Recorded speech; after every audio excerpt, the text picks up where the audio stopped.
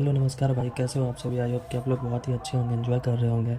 चलिए एक्सरसाइज 8.1 का क्वेश्चन 9 बनाते हैं। क्वेश्चन 9 ये है कि त्रिभुज एबीसी में जिसका कोण 20 समकोण है, यदि tan a बराबर 1/√3 तो निम्नलिखित के मान ज्ञात कीजिए। हमारा ये क्वेश्चन रहा। अब सबसे पहले चलते हैं बनाने की ओर। तो हमें दिया गया है कि tan a बराबर 1/√3, तो हमने tan a बराबर 1/√3 लिख दिया। अब tan थीटा बराबर जो फार्मूला होता है वो होता है लंब आधार, तो इसके हिसाब से लंब हमारा 1 हो गया और आधार हमारा √3 हो गया। अब हमें ज़रूरत है कर्ण की, तो फार्मूला हम लोग को पता ही है कि कर्ण स्क्वायर बराबर लंब स्क्वायर प्लस आधार स्क्वायर होता है।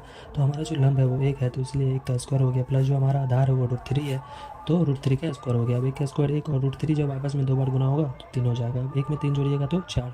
तो अभी हमारा कर्ण स्क्वायर बराबर बाई 4 निकला है। हमें कर्ण निकालनी है, तो 2 कर्ण थोड़ी निकालनी है, हमें 1 कर्ण निकालनी है। तो कर्ण बराबर ये स्क्वायर जब इस साइड जाएगा तो ये रूट हो जाएगा, और 4 का रूट करिएगा तो 2 हो जाएगा। अब हमारा जो कर्ण है वो 2 निकला है, जो लंब है वो 1 है, आधार जो है वो √3 है।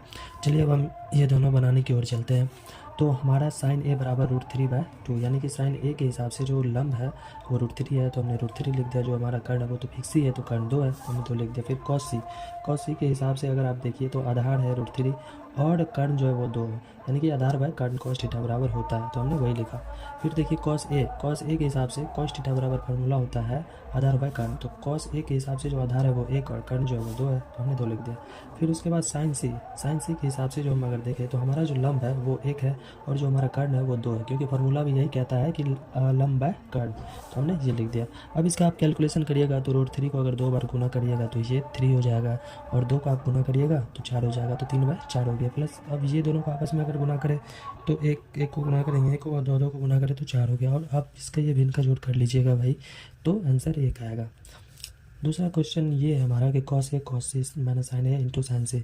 अब कॉस ए के हिसाब से अगर हम देखें तो हमारा आधार 1 है, तो 1 हो गया, और जो हमारा कर्ण है वो 2 हो गया, क्योंकि कॉस थीटा बराबर फार्मूला होता है आधार बाय कर्ण, तो 1/2 हो गया। प्लस कॉस सी, तो कॉस सी के हिसाब से अगर देखें तो आधार हमारा √3 है, तो √3 हो गया, और जो हमारा कर्ण है वो 2 है, क्योंकि हमने पहले ही बताया कि कॉस थीटा बराबर आधार बाय कर्ण होता है।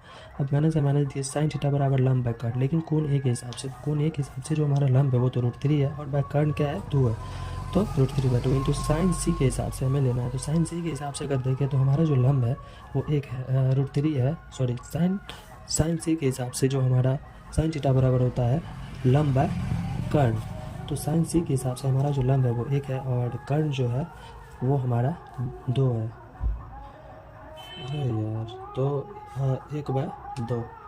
अब √3 को 1 से गुना करिएगा तो √3 हो गया, 2 को 2 से गुना करिएगा तो 4 होगा, माइनस तो माइनस √3 को 1 से गुना करिएगा तो √3 हो गया, 2 को 2 से गुना करिएगा तो 4 हो गया। अब √3/4 माइनस √3/4, ये दोनों का आपस में अगर काटिएगा भैया तो 0। अब दोनों का आंसर निकल गया। ठीक, थैंक यू।